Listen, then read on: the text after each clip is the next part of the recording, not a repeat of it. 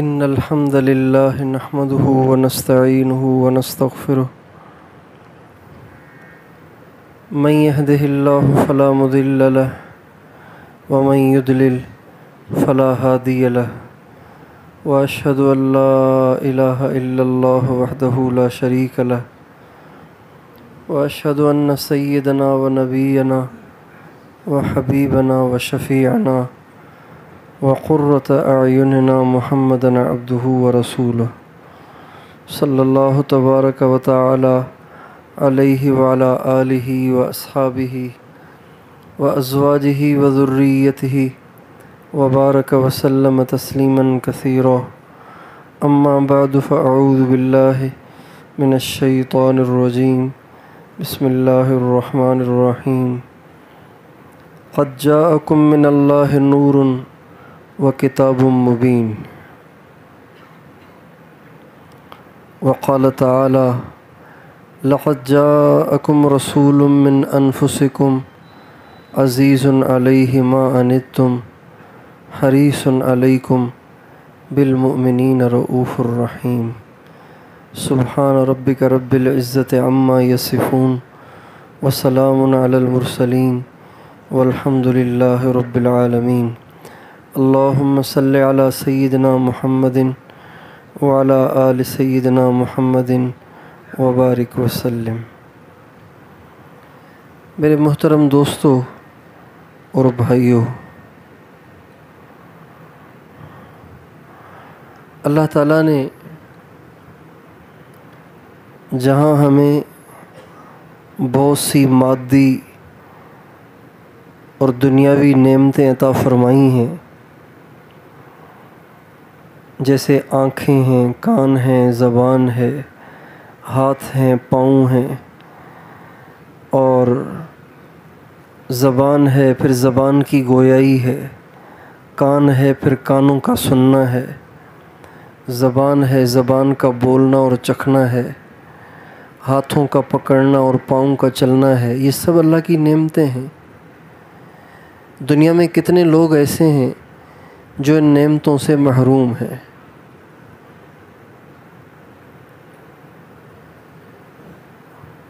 اللہ اکبر. اللہ تعالیٰ کا آپ لوگوں پہ بہت بڑا احسان ہے کہ یہاں اس درجے کی بیماریاں نظر نہیں آتی جس درجے کی بیماریاں ہمارے علاقوں میں ہیں. نہ یہاں بڑے بڑے ہسپتال ہیں اور نہ یہاں بڑی بڑی بیماریاں ہیں. ہمارے علاقوں میں ہسپتال بہت ہیں اور وہ سب ہسپتال اوور لوڈ ہیں. اوور لوڈ سمجھتے ہیں؟ اوور لوڈ ہیں. ہسپتالوں میں بستر تھوڑے ہیں، مریض زیادہ ہیں. کمرے تھوڑے ہیں، مریض زیادہ ہیں. اور ہسپتال بھرے ہوئے ہیں، یہاں تک کہ مریض باہر پارکوں میں پڑے ہوئے ہیں. اور بیماریاں بھی ایسی کہ نہ اس کا کبھی نام سنا ہے، نہ اس کا کوئی علاج ہے، نہ اس سے جان چھوٹتی ہے. بیماری لگتی ہے تو ساری جائیدادیں بک جاتی ہیں، لیکن بیماری جان نہیں چھوڑتی.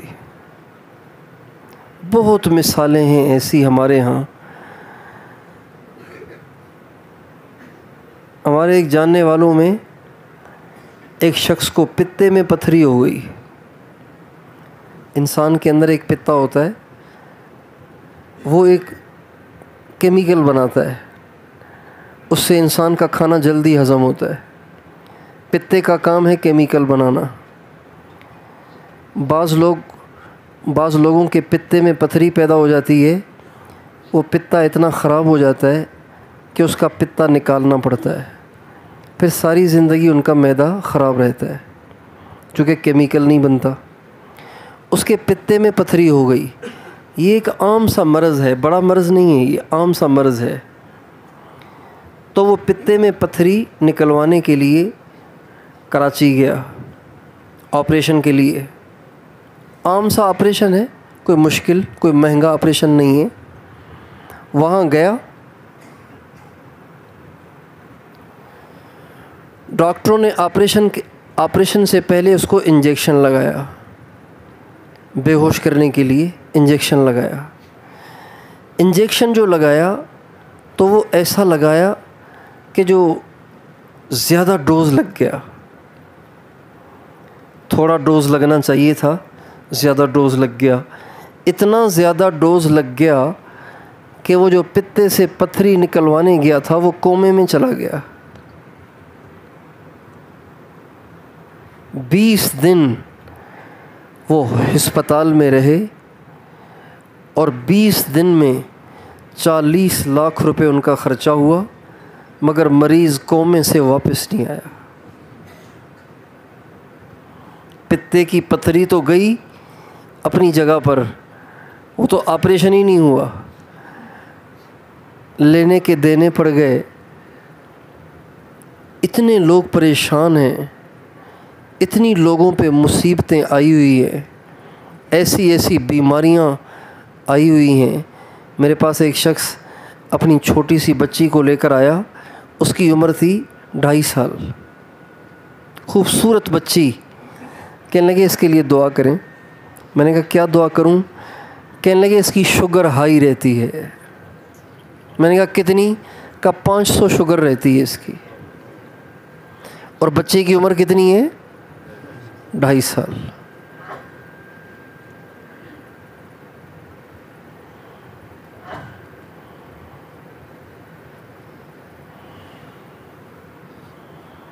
فَبِأَيِّ آلَاءِ رَبِّكَ تَتَمَارَىٰ، میرے بندے تو میری کون کون سی نعمتوں کا ناشکری کرے گا، کون کون سی نعمتوں کو ٹھکرائے گا، کون کون سی نعمتوں کو جھٹلائے گا۔ کتنی اللہ کی نعمتیں ہیں۔ بہرحال اللہ تعالیٰ کی مادی نعمتیں بھی بہت ساری ہیں جن کو ہم دنیا میں استعمال کر رہے ہیں، لیکن سب سے بڑی نعمت وہ ایمان ہے۔ سب سے بڑی نعمت کیا ہے؟ مسلمان ہونا، مومن ہونا، ایمان والا ہونا، یہ سب سے بڑی نعمت ہے۔ یہ اتنی بڑی نعمت ہے کہ اس نعمت کی قدر یہاں دنیا میں نہیں ہوگی، اس کی قدر مرتے ہی آ جائے گی۔ دیکھیں ہر چیز کی قدر اس کے ماحول میں ہوتی ہے، ہر چیز کی قدر اس کے ماحول میں ہوتی ہے، اس کے ماحول کے بغیر اس کی قدر نہیں ہوتی۔ ہم گئے ساؤتھ افریقہ، تو وہاں کے لوگ صرف چاول کھاتے ہیں، چاول کھاتے ہیں یا بریڈ کھاتے ہیں، بریڈ ڈبل روٹی۔ اب ہم پاکستانی لوگ تو روٹی کے بغیر تو ہمارا پیٹ ہی نہیں بھرتا، چاول کھا بھی لیں، ڈبل روٹی کھا بھی لیں، روٹی کی حاجت ہمیں پھر بھی رہتی ہے۔ لمبا سفر 7 مہینے کا، اب بھئی روٹی کہاں سے آئے؟ تو اللہ سے جیسے ہم امت کی ہدایت مانگتے تھے، ایسے ہی اللہ سے ہم گندم کی روٹی بھی مانگتے تھے کہ یا اللہ کہیں تو کھلا دے، اتنا عرصہ ہی ہو گیا روٹی کھائے ہوئے، کہیں تو روٹی کھلا دے۔ تو ایک جگہ ہمیں ایک ہندوستانی ملا، اس نے کہا آج آپ لوگوں کو میری طرف سے دعوت ہے، کھانا آپ آج ہمارے پاس کھائیں۔ ہم نے کہا وہی کھلائے گا جو سارے کھلاتے ہیں۔ بہرحال اس کے گھر پہ گئے تو اس نے گرم گرم پتلی پتلی چپاتیاں پکا کے ہمارے سامنے پیش کیں۔ کئی مہینوں کے بعد جب چپاتی ہاتھ میں آئی تو بڑا مزہ آیا، اور ان لوگوں کو پرواہ بھی نہیں ہے، ان لوگوں کے ہاں روٹی کی قیمت نہیں ہے، ان لوگوں کے ہاں چاول کی بڑی قیمت ہے، ان لوگوں کے ہاں بریڈ کی بڑی قیمت ہے، ان لوگوں کے ہاں کچی مکئی کی بڑی قیمت ہے۔ روٹی کی قیمت کو وہ نہیں جانتے، روٹی کی قیمت بر صغیر میں ہے، روٹی کی قیمت پاکستان اور ہندوستان میں ہے، وہاں والے روٹی کی قیمت کو نہیں جانتے۔ اسی طرح ایمان کی قیمت دنیا میں جانی ہی نہیں جا سکتی۔ ایمان کی قیمت تو مرنے کے بعد معلوم ہوگی کہ ایمان کیا ہے۔ دیکھیں آج مسلمان اور کافر سارے اکٹھے زندگی گزار رہے ہیں، ہمارے ہاں جو نالیاں صاف کرنے والے ہیں کرسچن ہیں، عیسائی ہیں، وہ بھی اسی شہر میں رہتے ہیں جہاں ہم رہتے ہیں، وہ بھی وہی بجلی استعمال کر رہے ہیں جو ہم استعمال کر رہے ہیں، وہ بھی اسی طرح زندگی گزار رہے ہیں جس طرح ہم گزار رہے ہیں۔ یہ بات الگ ہے کہ وہ بھنگی ہیں اور ہم ذرا صاف ستھری زندگی گزار رہے ہیں، لیکن بہت سے غیر مسلم ہمارے ہاں ایسے بھی ہیں جو ارب پتی ہیں، ہندو ہیں، ارب پتی ہیں، بڑے بڑے سیٹھ ہیں، بڑے بڑے ان کے کاروبار ہیں، لیکن ہندو ہیں، اور وہ ہمارے ساتھ زندگی گزار رہے ہیں۔ لیکن جب انسان کی آنکھ بند ہو جائے گی اور وہ دنیا سے چلا جائے گا، پھر معاملہ وہ نہیں ہوگا جو دنیا میں ہے۔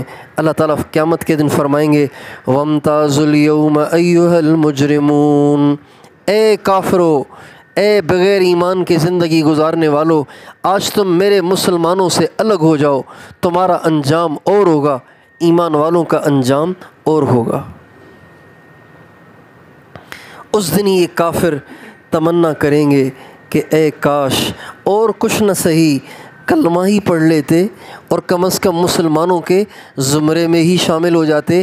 اور اس دن ایمان والا اللہ کا شکر ادا کرے گا، اے اللہ تیری مہربانی، تو نے مجھے کلمہ دیا، اسلام دیا، اگر میں اسلام سے ہٹ کے زندگی گزارتا، تیرا انکار کر دیتا، آخرت کا، قیامت کا، تیرے نبی کا انکار کر دیتا، تو آج مجھے بھی ہمیشہ کے لیے دوزخ کی آگ میں جلنا پڑتا۔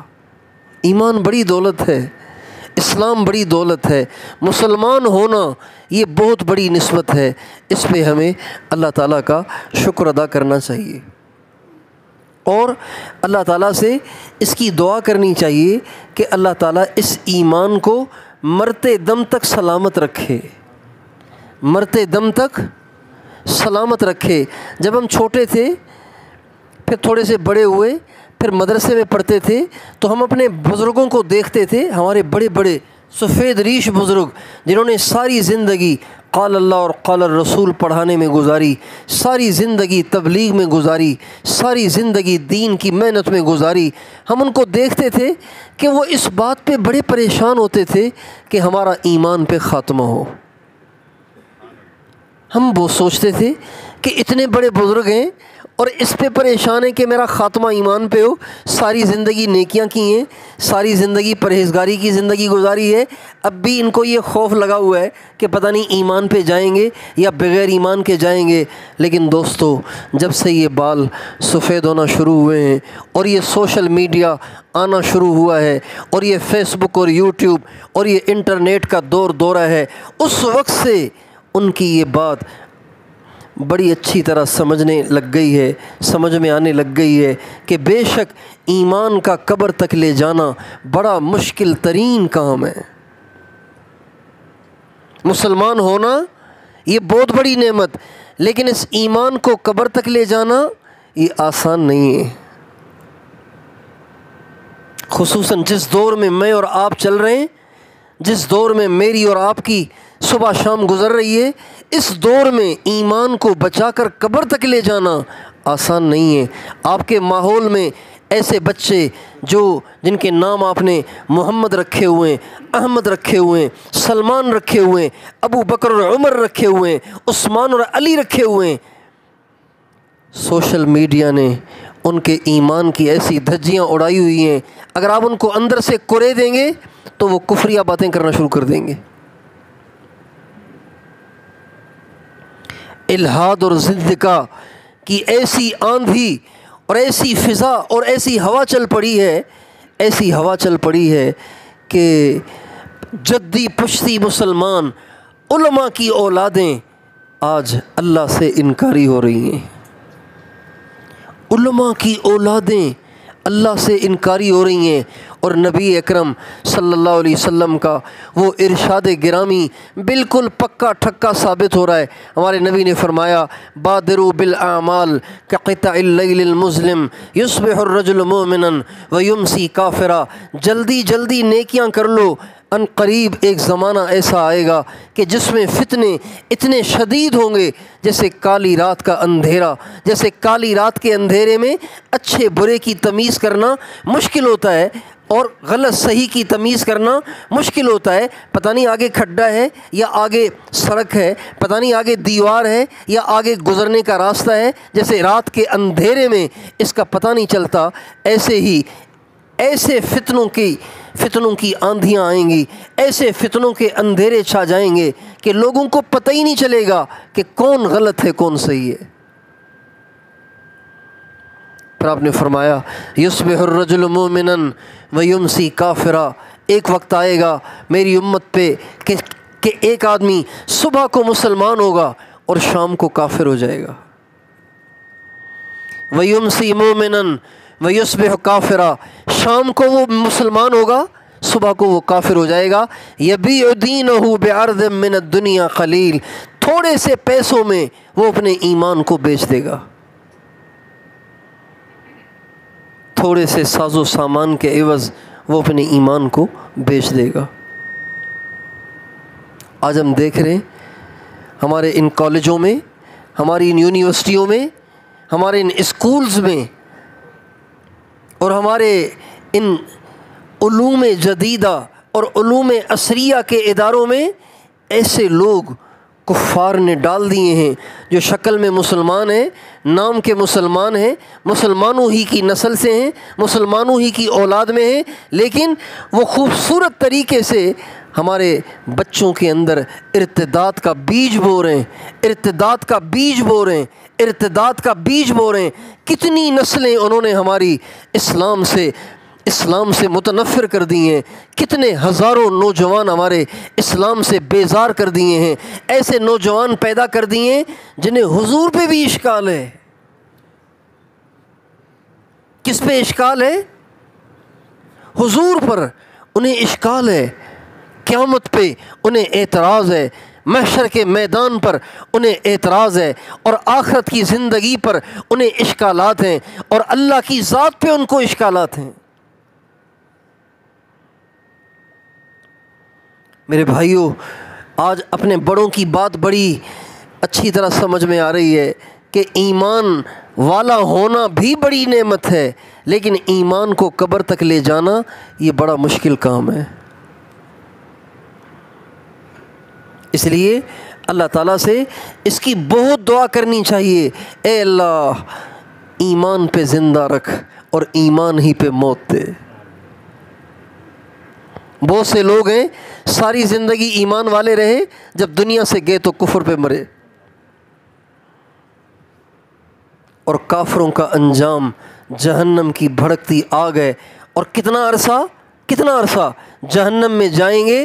لا یخفف عنہم العذاب ولا ہم منہا یخرجون، جہنم کی آگ میں ہمیشہ رہیں گے، وہ عذاب کم بھی نہیں ہوگا، اس میں سے نکالے بھی نہیں جائیں گے. کلما ارادوا ان یخرجوا منہا من غم اعیدوا فیہا، جب کبھی وہ جہنم سے نکلنا چاہیں گے فرشتے دھکے دے کے ان کو دوبارہ جہنم کی آگ میں پھینک دیں گے. بھائیو، ایمان بڑی دولت ہے، ایمان بڑا انعام ہے، ایمان بڑا سرمایہ ہے، مگر اسے بچانے والے لوگ بہت تھوڑے ہیں. آج لوگ پیسوں کی کتنی حفاظت کرتے ہیں، گھر میں نہیں رکھتے، بینک میں جا کے رکھتے ہیں، بینک میں جا کے رکھتے ہیں.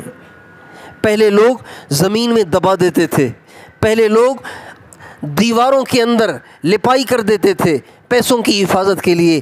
آج بینک بن گئے ہیں اور اس میں لوگ پیسے رکھتے ہیں پیسوں کی حفاظت کے لیے، اور بعض تو ایسے بے ایمان ہیں کہ بینکوں میں پیسے رکھتے ہیں پیسوں کو بڑھانے کے لیے.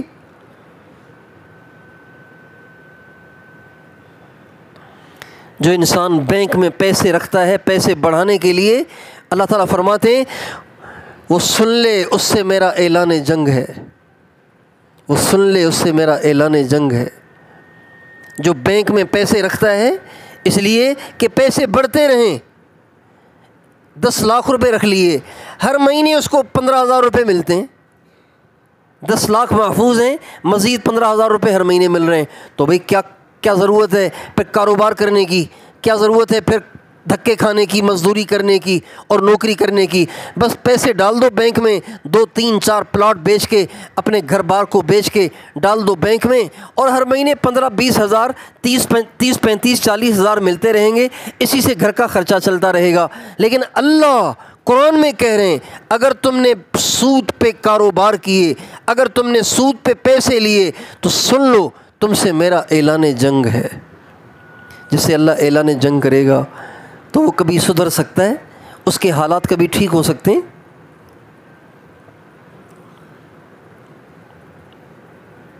تو آج لوگ پیسے کی حفاظت کے لیے کیا کیا انتظامات کر رہے ہیں. لیکن آج میں اور آپ اپنے آپ سے پوچھیں کہ ایمان جو سب سے زیادہ قیمتی سرمایہ ہے، اور سب سے زیادہ آج اسی کو لوٹنے والے ڈاکو ہر جگہ پھیلے ہوئے ہیں. جو ہی آپ یوٹیوب کو کلک کریں گے کوئی نہ کوئی ایمان کا ڈاکو سامنے آ جائے گا. جو ہی آپ فیس بک کے کسی پیج کو کلک کریں گے فوراً کوئی ایمان کا ڈاکو آ جائے گا.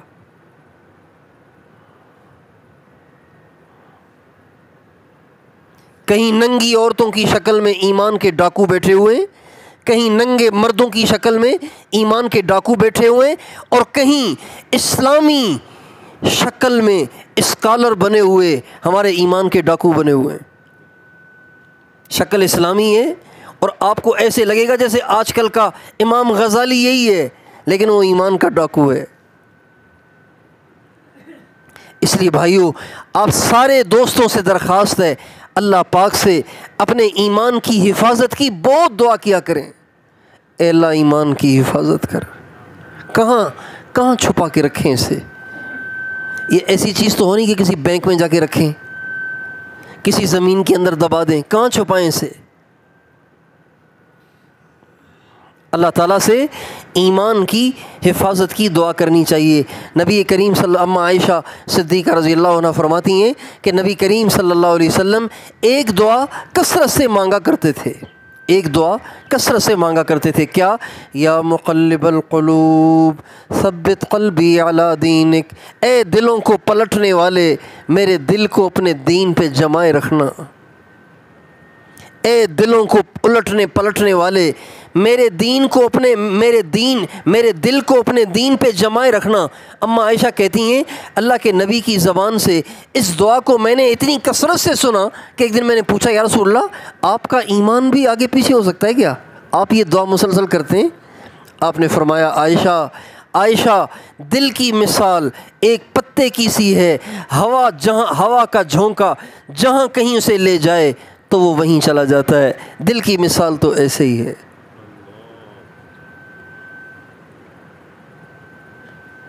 کچھ پتہ نہیں چلتا کہ ابھی ہم کیا ہیں، شام کو کیا ہوں گے، ابھی کیا ہیں، صبح کو کیا ہوں گے، کچھ پتہ نہیں چلتا.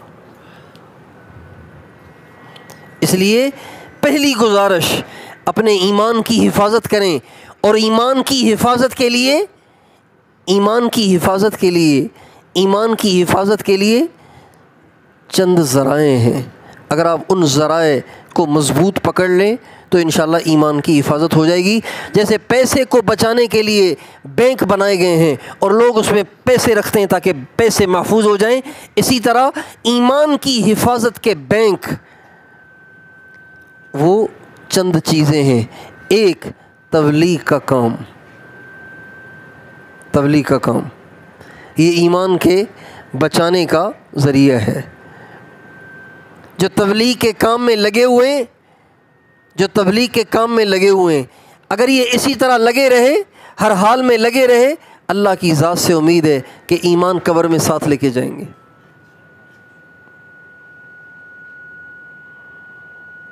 دوسری بات،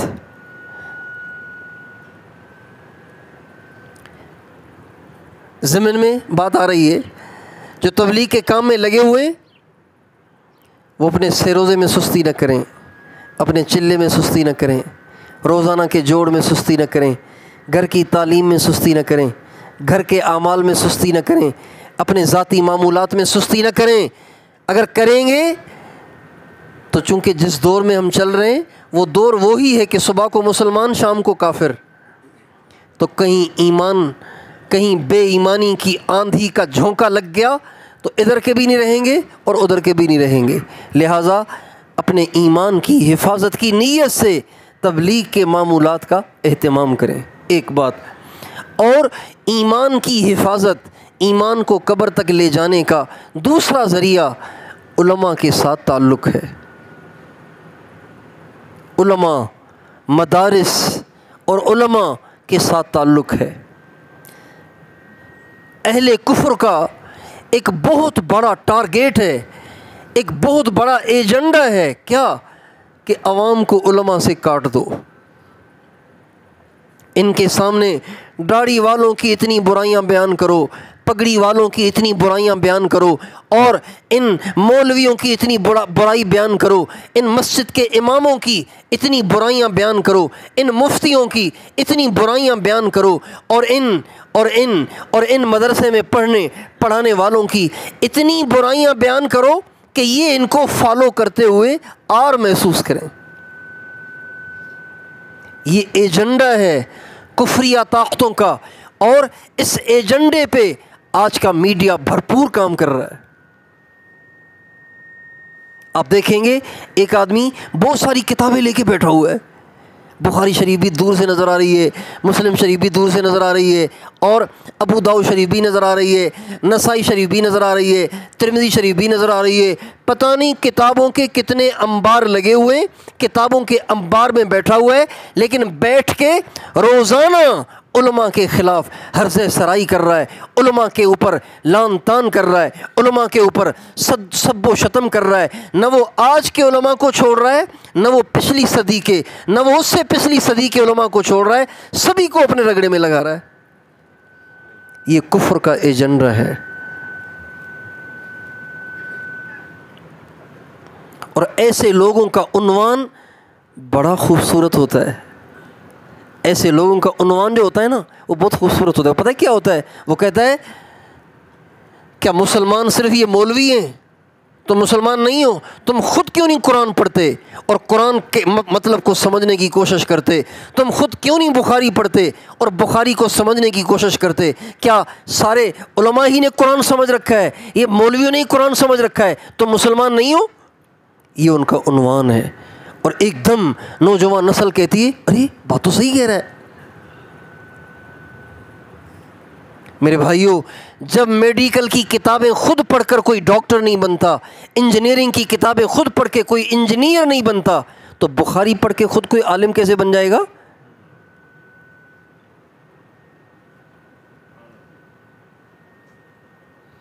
آپ کے ہاں اگر حکیموں کے نسخے پڑھ کے کوئی یہاں کلینک کھول کے بیٹھ جائے، بتائیے اس پہ چالان ہو جائے گا کہ نہیں ہو جائے گا؟ آپ سے پوچھتا ہوں بھائی، چالان ہو جائے گا کہ نہیں ہو جائے گا؟ یہ قانوناً جرم ہے کہ نہیں ہے؟ کیوں؟ اس لیے کہ نسخے تو بے شک اس کو آتے ہیں، اور دوائیاں، چونکہ اس نے 20 سال میڈیکل اسٹور چلایا ہے، اس کو پتہ ہے کہ پیناڈول کا کام کیا ہے، اس کو پتہ ہے کہ اس کا کام کیا ہے اور اس کا کام کیا ہے، کون سے کیپسول اور کون سی ٹیبلٹ اور کون سی سیرپ کا کیا کام ہے، لیکن ڈگری تو نہیں ہے نا اس کے پاس۔ لہٰذا اس کا کلینک کھولنا یہ جرم ہے، اور اس کو پکڑ کے جیل میں ڈال دینا چاہیے۔ یہ انسانوں کی جان کے ساتھ کھیل رہا ہے۔ وہ اسکالر جو دین کے نام پر بخاری لے کے بیٹھے ہوئے ہیں اور علماء کے خلاف حرزِ سرائی کر رہے ہیں، یہ سب کے سب کفار اور انگریزوں کے اس ایجنڈے پہ کام کر رہے ہیں کہ ان مولویوں سے کاٹ دو، ان مولویوں سے کٹ جائیں گے تو پھر ان کو مرتد کرنا مشکل نہیں ہے۔ مولویوں سے کاٹ دو، پھر ان کو مرتد کرنا مشکل نہیں ہے۔ ہمارے بر صغیر میں جب انگریز نے آ کے قبضہ کیا نا، انگریز نے آ کے مغلوں سے حکومت کو چھینا، جب انہوں نے آ کے حکومت کو چھینا اور اپنی حکومت کو یہاں جمانا چاہا تو کوشش تو بہت کی، لیکن عوام ان کی قابو میں ہی نہ آئے، عوام ان کے قابو میں ہی نہ آئے، عوام ان کے قابو میں ہی نہ آئے۔ تو ان کی ایک جو تھنک ٹینک ہے، جو دماغی لوگ ہیں، وہ آپس میں بیٹھ گئے کیا کرنا چاہیے، یہ عوام ہمارے قابو میں کیوں نہیں آ رہی ہیں؟ تو بالکل ان پڑھ، نہ یہ سائنسدان ہیں، نہ یہ بہت بڑے کوئی طبیب ہیں، نہ یہ کوئی بہت بڑے دانشور ہیں، لیکن یہ سیدھے سادھے ہمارے قابو میں نہیں آ رہے۔ اس کی وجہ کیا ہے؟ اس کی وجہ کیا ہے؟ تو وہ کہنے لگے تم ان کو مولویوں سے کاٹ دو، یہ تمہارے غلام بن جائیں گے۔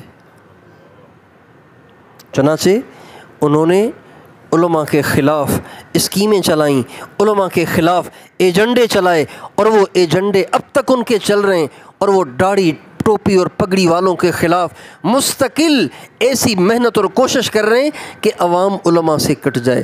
آپ سے یہ درخواست ہے کہ بھائیو، کبھی علماء کے خلاف زبان نہ کھولنا، کبھی علماء کے خلاف زبان نہ کھولنا کہ یہ مولوی ایسے ہیں، یہ مولانا صاحب ایسے ہیں، اور یہ مدرسوں میں پڑھنے والے ایسے ہیں، اور یہ مدرسوں والے ایسے ہیں۔ کبھی زبان نہ کھولنا۔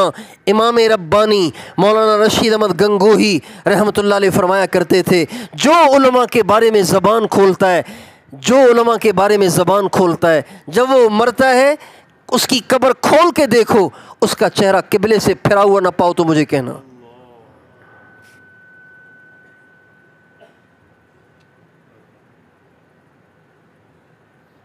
ایمان کو بچانے کا ایک ذریعہ یہ ہے کہ ایمان کو بچانے کا ایک ذریعہ یہ ہے کہ ان علماء سے جڑ جاؤ۔ مولانا صاحب، میں نے اپنے بچے کی شادی کرنی ہے، مجھے میری اس میں رہنمائی فرمائیں، میرے نبی کا اس میں کیا طریقہ ہے؟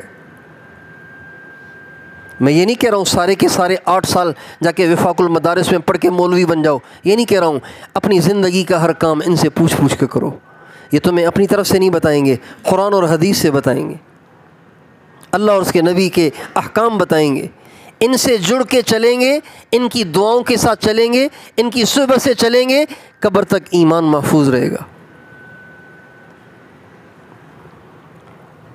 کتابوں میں واقعہ لکھا ہوا ہے، ایک شخص تھے امام احمد بن حنبل رحمۃ اللہ علیہ کے زمانے کے، ان کا انتقال ہو گیا۔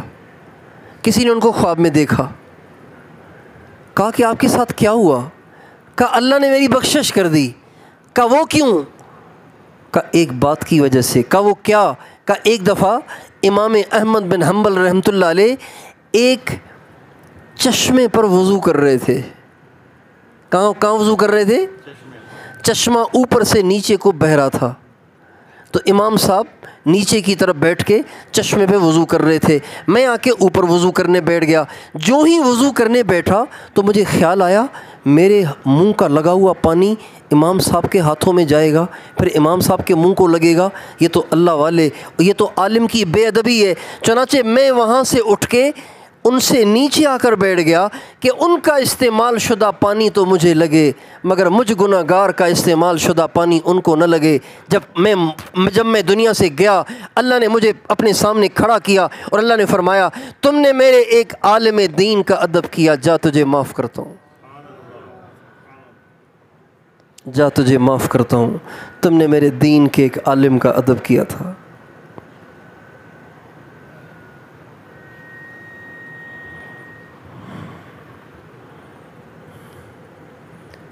بھائیو، کبھی بھی علماء کے بارے میں زبان نہ کھولنا، کبھی بھی علماء کے بارے میں زبان نہ کھولنا۔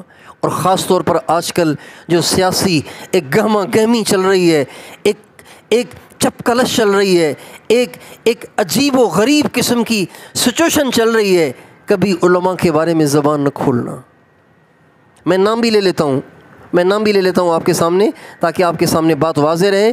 کوئی مولانا طارق جمیل صاحب کے خلاف زبان اپنی پھیلائے ہوئے ہے، اور کوئی حضرت مولانا فضل الرحمان صاحب کے خلاف اپنی زبان پھیلائے ہوئے۔ میں آپ سب کے سامنے، دیکھیں مجھے آپ سے کوئی لالچ نہیں ہے، میں آپ کے کرائے پہ یہاں نہیں آیا ہوں، اپنے کرائے پہ آیا ہوں، سیاسی نہیں ہوں، کسی پارٹی سے کوئی تعلق نہیں ہے، آج تک زندگی میں کبھی ووٹ نہیں دیا، کسی پارٹی سے کوئی واسطہ نہیں ہے، کسی پارٹی سے میرا کوئی تعلق نہیں ہے، میں خالص تبلیغ کے ساتھ تعلق رکھتا ہوں اور کسی کے ساتھ میرا تعلق نہیں ہے۔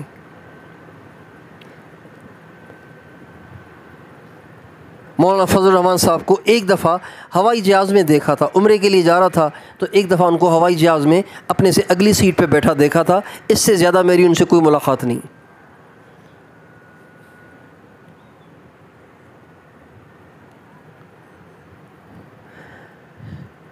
لیکن میں ہاتھ جوڑ کے آپ سے کہتا ہوں، ان علماء کے بارے میں زبان کھولنے والوں سے اللہ ناراض ہے، اللہ کے نبی ناراض ہے۔ اس پہ کوئی مجھ سے قسم لینا چاہے، میں کروڑ دفعہ قسم کھانے کو تیار ہوں، اللہ ان سب سے ناراض ہے جو ان کے بارے میں زبان کھولتے ہیں۔ علماء کے بارے میں زبان نہ کھولیں، مرضی ہے آپ کی، جس کو چاہو ووٹ دو، زبان نہ کھولو۔ لیکن یہ ضرور سوچو کہ جس کو آپ ووٹ دے رہے ہیں، ووٹ دینے کے بعد وہ جو کچھ بھی کرے گا اس کا پورا پورا حصہ آپ کو بھی ملے گا۔ اگر وہ اوپر آ کر برائیاں کرے گا اس میں بھی آپ پورے حصے دار ہوں گے، اگر وہ آ کے کوئی نیکیاں کرے گا اس میں بھی آپ پورے حصے دار ہوں گے۔ لیکن اتنی درخواست ضرور قبول کر لیں، اتنی درخواست ضرور قبول فرما لیں کہ علماء کے بارے میں کبھی زبان نہ کھولیں، ورنہ ایمان کے لالے پڑ جائیں گے، موت کے وقت کلمہ پڑھنا بھی چاہیں گے تو بھول جائے گا۔ اس لیے کہ نبیوں کے وارث پروفیسر نہیں ہیں، نبیوں کے وارث یہ سیاستدان نہیں ہیں، نبیوں کے وارث یہ ڈاکٹر اور انجینئر نہیں ہیں، نبیوں کے وارث تو صرف علماء ہیں۔ اللہ کے نبی کا یہ فتویٰ ہے۔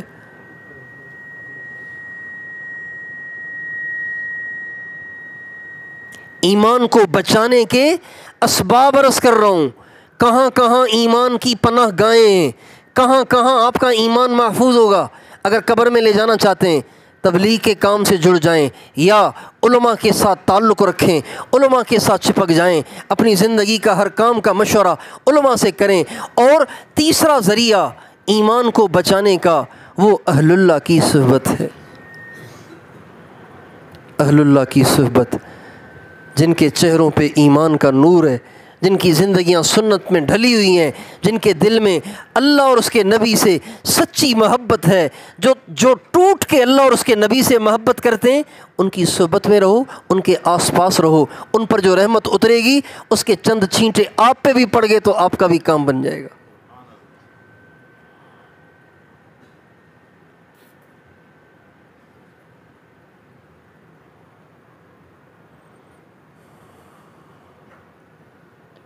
اس کو بہت سنجیدگی سے لیجئے، اس کو بہت سنجیدگی سے لیجئے۔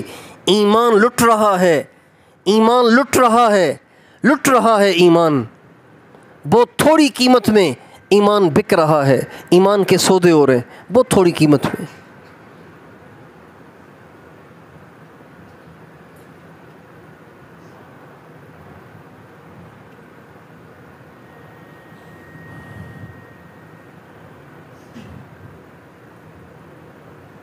ایک درخواست تو یہ ہے کہ ایمان کو قبر تک لے جانے کی فکر کریں، اس کی دعا بھی کریں، اس کی فکر بھی کریں۔ دوسری درخواست یہ ہے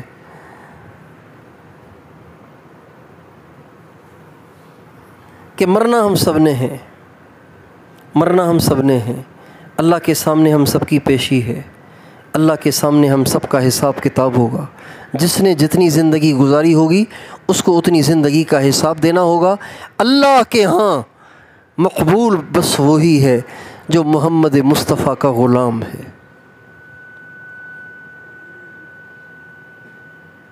اس کے علاوہ اللہ کے ہاں نہ کوئی شخصیت چلتی ہے، نہ اللہ کے ہاں کوئی اور طریقہ چلتا ہے۔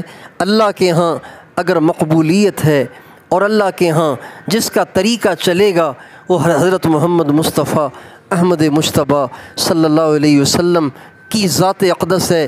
آج بڑے دکھ سے کہنا پڑتا ہے کہ ہماری نوجوان نسل حضور کو آئیڈیل نہیں بنا رہی، حضور کے طریقے پہ نہیں چل رہی، وہ اپنی سیرت میں، اپنی صورت میں، اپنے کردار میں، اپنے اطوار میں، اپنی عادات میں، اپنی زندگی میں، اپنی بود و باش میں نبی کریم صلی اللہ علیہ وسلم کو نمونہ نہیں بنا رہی۔ پتہ نہیں کس کے پیچھے چل رہے ہیں۔ ہمارے نائیوں نے 50 قسم کی کافروں کی تصویریں لگائی ہوئی ہیں۔ ہمارا نوجوان جب بھی جاتا ہے کہتا ہے ان میں سے چوائس کرو کون سے بال چاہیے تمہیں، ان میں سے چوائس کرو۔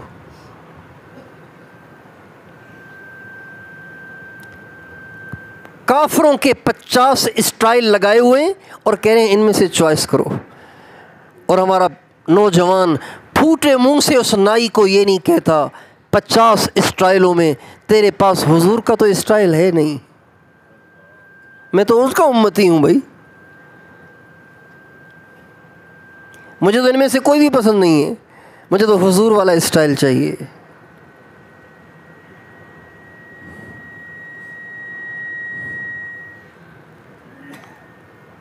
حضور سے محبت کرو، حضور سے پیار کرو، حضور کو بہت چاہو۔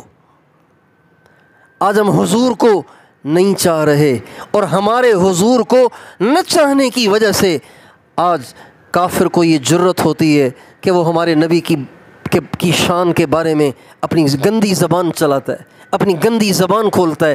آج انڈیا کی ایک غلیظ عورت نے اپنی غلیظ زبان کو میرے پاک نبی کے بارے میں استعمال کیا ہے۔ کیوں؟ اس لیے کہ ہم خود اپنے نبی سے پیار نہیں کر رہے۔ دیکھیں، جس گھر میں باپ کی عزت نہ ہوتی ہو، جس گھر میں باپ کی عزت نہ ہوتی ہو، تو باہر والوں کو اس باپ کو ستانے کا موقع ملے گا کہ نہیں ملے گا؟ ہاں بھائی، باہر کے لوگ اس باپ کو ستائیں گے کہ نہیں ستائیں گے؟ جب اس کے بچے اس کی عزت نہیں کر رہے تو لگاؤ پھر اس کو۔ آج ہماری نوجوان نسل نے اپنی زندگی سرے سے تبدیل کر لی ہے۔ اگر یہ مسلمانوں کے علاقے نہ ہوتے یا یہاں کافروں اور مسلمانوں کی آبادیاں مکس ہوتیں تو پتہ ہی نہ چلتا کہ کون مسلمان ہے کون کافر ہے۔ ایسے بال، ایسی شکل، ایسے کپڑے، ایسے ناز اور انداز، ایسا کردار، نام پوچھنا پڑتا، پھر کہیں جا کے پتہ چلتا کہ یہ مسلمان ہے۔ اور اب بھی آپ پنجاب چلے جائیں، سندھ چلے جائیں، جن علاقوں میں مسلمان بھی رہتے ہیں، کافر بھی رہتے ہیں، پتہ ہی نہیں چلتا کہ یہ مسلمان ہے یا کافر ہے، نام پوچھنا پڑتا ہے۔ اس سے پتہ چلتا ہے کہ یہ حضور کا امتی ہے۔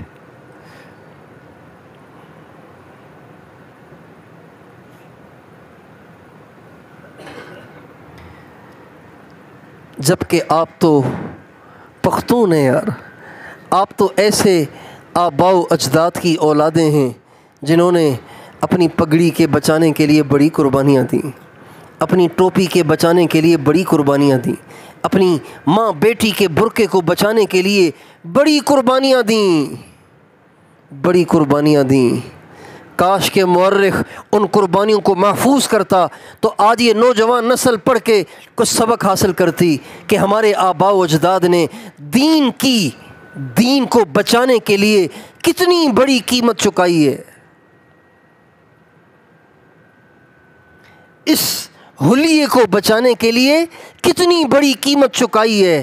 کاش کہ مورخ اسے محفوظ کرتا۔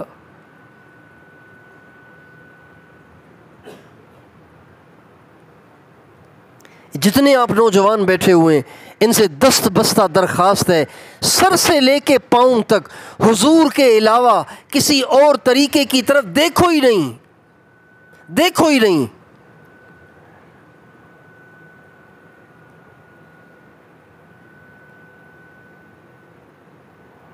اللہ تعالیٰ پتہ ہے کیا فرماتے ہیں؟ اللہ اکبر،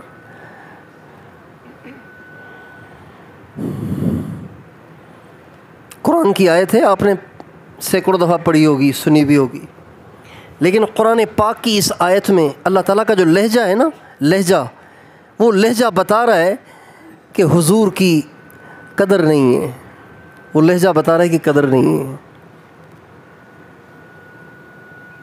اس کی مثال سے بات سمجھ میں آتی ہے۔ ایک آدمی مسئلہ پوچھنے کے لیے گیا ایک مسجد کے قاری صاحب کے پاس، عالم نہیں ہیں، قاری صاحب ہیں، حافظ صاحب ہیں، جبکہ اس کا باپ سوات کا مفتی اعظم ہے۔ کون ہے بھائی؟ سوات کا مفتی اعظم ہے، اور مسئلہ بیٹا پوچھنے جا رہا ہے مسجد کے اس شخص سے جو بیچارہ عالم بھی نہیں ہے، صرف داڑھی رکھی ہوئی ہے، ناظرہ قرآن پڑھنا آتا ہے۔ جب وہ اسے مسئلہ پوچھنے جائے گا تو وہ کیا کہے گا؟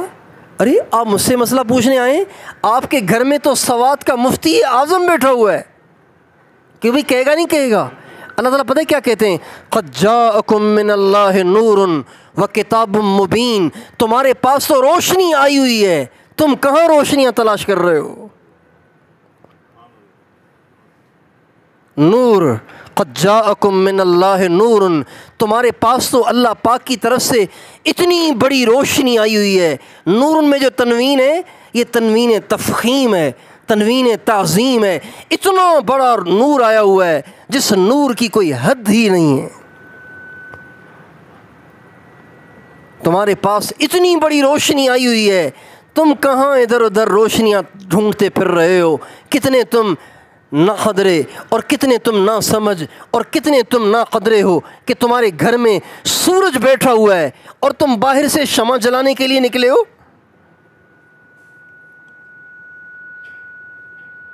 قد جاءکم من اللہ نور و کتاب مبین، تمہارے پاس تو نور آیا ہوا ہے، اتنا بڑا نور، اتنی بڑی روشنی آئی ہوئی ہے، اور تم باہر سے تلاش کر رہے ہو روشنیاں۔ یار ایک تیلی تو دینا ذرا، میں نے شمع جلانی ہے۔ بھئی آپ کو شمع کی ضرورت ہی کیا ہے جب آپ کے گھر میں سورج رکھا ہوا ہے جو ساری دنیا کو چمکا رہا ہے؟ وہ آپ کے گھر میں آیا ہوا ہے اور آپ شمع جلانے کے چکر میں۔ میرے بھائیوں، وہ ساری نوجوان نسل جو مغرب سے متاثر ہے، مغرب کے کلچر سے متاثر ہے اور بے دینوں کے کلچر سے متاثر ہے، ڈانسروں، سنگروں، ایکٹروں اور اپنے سیاسی لیڈروں سے متاثر ہے، ان سب کو اللہ کا یہ پیغام ہے، کہاں سے روشنی ڈھونڈ رہے ہو جبکہ تمہارے پاس محمد مصطفیٰ کا عظیم الشان نور موجود ہے؟ کہاں ڈھونڈ رہے ہو تم؟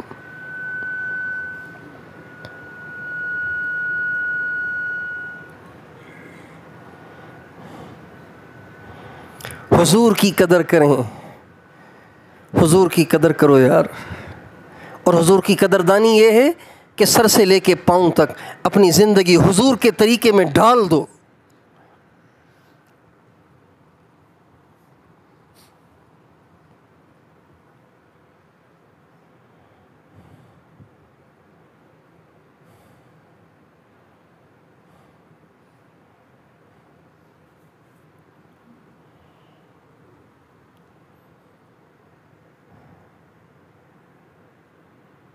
اس بات کا یقین رکھیں کہ حضور کے طریقے میں کامیابی ہے، اس کے علاوہ کسی طریقے میں کامیابی نہیں ہے۔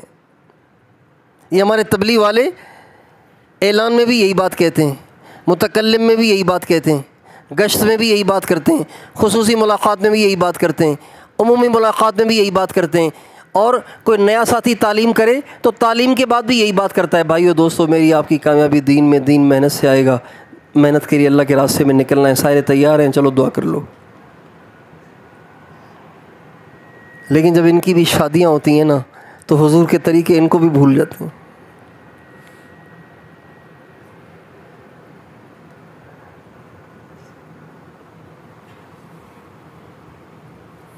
جب ان کے پاس بھی 4 پیسے آ جاتے ہیں تو یہ بھول جاتے ہیں کہ اب میں نے ان پیسوں کو کہاں لگانا ہے۔ ہمارے نبی کا ارشاد ہے، بدترین پیسہ وہ ہے، اللہ کے ہاں مردود ترین پیسہ وہ ہے جو تعمیرات میں خرچ ہوتا ہے۔ پتہ نہیں آپ نے حدیث سن لی؟ دوبارہ دہراتا ہوں، ہمارے نبی نے فرمایا بدترین پیسہ، اللہ کے ہاں مردود ترین پیسہ وہ ہے جو تعمیرات میں خرچ ہوتا ہے۔ تعمیر میں پیسہ خرچ ہونے والا پیسہ مردود پیسہ ہے، اللہ کی نظروں میں بدترین پیسہ ہے۔ مسلمان کو زیب نہیں دیتا کہ بڑی بڑی بلڈنگیں بنائے، ارے 4 دن کی زندگی ہے، گزار کے چلے جاؤ، اللہ کو راضی کر کے چلے جاؤ، رہنے کی جگہ تو جنت ہے، وہاں مزے کریں گے۔ اگر بلڈنگ بنانا کوئی کارنامہ ہوتا تو میرے آقا کی بلڈنگ مدینے میں سب سے بلند و بالا اور سب سے زیادہ خوبصورت ہوتی۔ اللہ نے آپ کے یہاں کوئی کمی تھوڑی تھی، آپ دعا کرتے تو آپ کو تو مستری اور لیبر منگوانے پڑتے ہیں، ہمارے نبی دعا کرتے اللہ اپنے امر کن سے حضور کے لیے ایسا محل بنا دیتے، اور امر کن سے نہ بھی بنتا تو جبریل اور میکائیل آ کے بنا دیتے، آسمان کے فرشتے اتر آتے۔ لیکن ہمارے نبی نے ساری زندگی کوئی محل نہیں بنایا۔ اس لیے اپنی ساری زندگی نبی کریم صلی اللہ علیہ وسلم کے طریقے پہ گزارنے کی نیت کریں، ہم اپنے نبی سے پیار کریں، اپنے نبی سے محبت کریں، اپنے نبی کے دیوانے بن جائیں۔ کوئی ہے ہم میں سے ایسا جب اس انڈیا کی غلیظ عورت نے ہمارے نبی کے بارے میں زبان کھولی ساری رات اس کو نیند نہ آئی ہو؟ کوئی ہے ہم میں سے ایسا؟ بس خبریں سنی اور کہا یہ اچھا نہیں ہوا، زیادہ سے زیادہ کوئی سڑک پہ آ کے ذرا جلوس ولوس نکال لیا،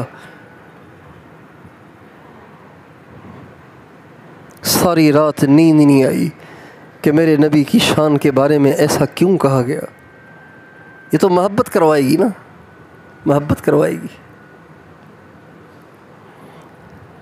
ایک شخص نے جنید جمشید کی ماں کو گالی دی، جنید جمشید سے کہا فاحشہ کا بیٹا، زانیہ کا بیٹا، جنید جمشید سے کہا۔ جنید جمشید کہنے لگے زندگی میں نے بہت دکھ دیکھے، لیکن زندگی کا سب سے بڑا دکھ یہی رہے گا کہ ایک شخص نے میری ماں کو گالی دی۔ محبت ہے نا، تو ماں کی گالی زندگی کا سب سے بڑا دکھ بن گئی۔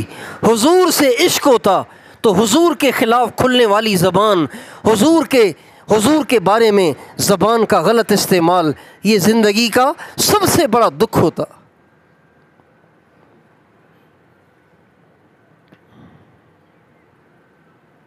کھا رہے ہیں، پی رہے ہیں، مزے کر رہے ہیں، پرواہ بھی نہیں ہے۔ اس لیے بھائیو حضور سے محبت کرو، حضور کی محبت قیامت کے دن کام آئے گی،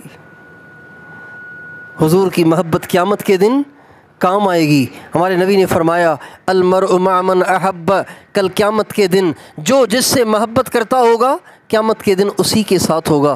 جو قیامت کے دن حضور کے ساتھ ہونا چاہتا ہے وہ حضور سے محبت کرے، زبانی نہیں، اس کو محبت نہیں کہتے، اس کو فنکاری کہتے ہیں۔ جو محبت صرف زبان سے ہو، دل سے نہ ہو، وہ فنکاری ہے۔ محبت تو وہ ہے جو دل کی گہرائیوں سے ہو۔ اللہ تعالیٰ مجھے اور آپ کو اپنے نبی کی سچی محبت دے اور ایمان کی سلامتی عطا فرمائے۔ اس کی دعا بھی مانگیں، اس کی محنت اور کوشش بھی کریں۔ تیار ہیں انشاءاللہ؟ یہ سارے نوجوان آج طے کر لو نا، سر سے لے کے پاؤں تک اپنے نبی کے طریقے میں ڈھل جاؤ۔ تیار ہیں؟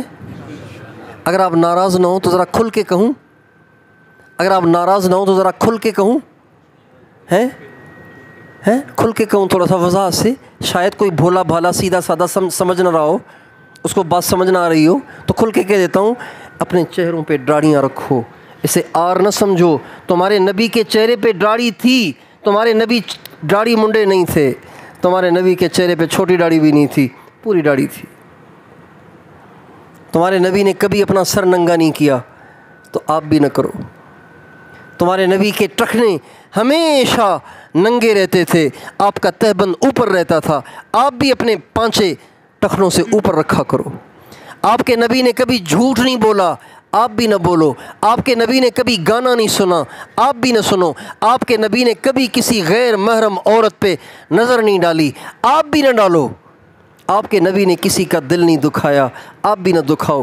آپ کے نبی نے کبھی اپنے بڑوں کی بے ادبی نہیں کی، آپ بھی اپنے ماں باپ کے سامنے ہمیشہ با ادب رہو، اپنے بڑوں کے سامنے با ادب رہو۔ آپ کے نبی نے کسی کا حق نہیں کھایا، آپ بھی نہ کھاؤ۔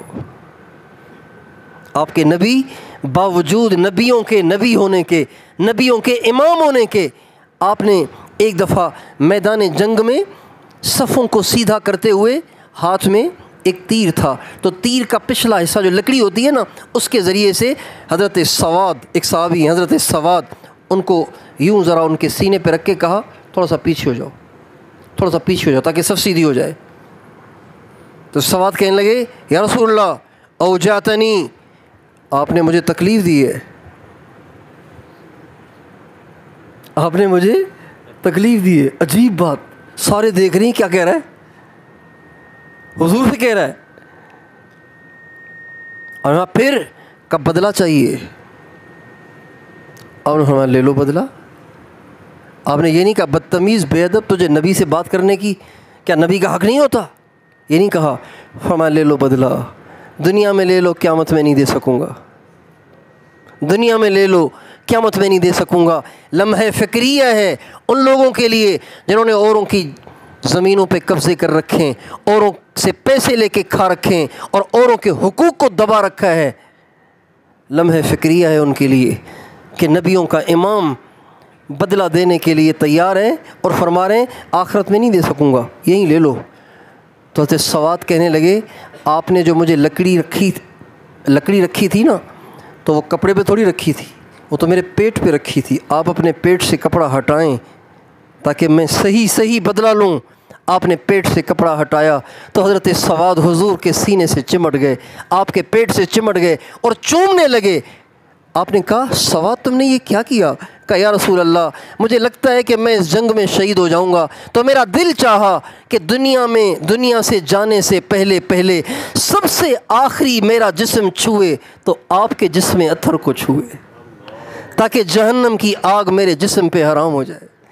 جس کے جسم کو محمد مصطفیٰ کے جسم اطہر نے چھوا وہ جہنم میں نہیں جائے گا۔ میں تو یہ چاہتا تھا۔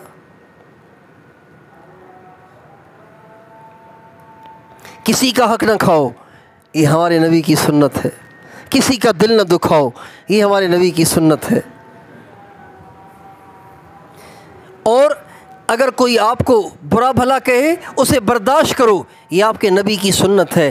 گالیاں دینے والوں کو معاف کرو، درگزر کرو۔ آپ کے ہاں تھوڑی چیزوں پہ کتنے بڑے جھگڑے کھڑے ہو جاتے ہیں، خاندانوں میں جھگڑے چلتے چلے جاتے ہیں۔ ان جھگڑوں کو ختم کرو، یہ ہمارے نبی کی سنت ہے کہ جھگڑا نہیں ہونا چاہیے، آپس میں توڑ نہیں ہونا چاہیے۔ برداشت کرو، درگزر کرو۔ اگر کسی نے آپ کو گالی دے دی تو آپ چھوٹے نہیں ہو گئے، آپ برداشت کریں گے، آپ اللہ کے ہاں بڑے ہو جائیں گے۔ آپ کے ہاں اس کا تصور بھی نہیں ہے کہ کوئی ماں بہن کی گالی دے اور اگلا خاموشی ہو جائے، کچھ بولے ہی نہیں، وہ تو فوراً جا کے پسٹل لے کے آ جائے گا، گن لے کے آ جائے گا، کلاشن کوف لے کے آ جائے گا کہ ایسی کی تیسی تو نے میری ماں کو گالی دی ہے، میں نہیں چھوڑوں گا تجھے۔ لیکن ہمارے نبی کی سنت ہے کہ کوئی چاہے کچھ بھی کہہ جائے اسے سہ جاؤ، برداشت کر جاؤ۔ اگر معاف کر سکتے ہو تو بہت اچھا، ورنہ اللہ کے حوالے کر دو۔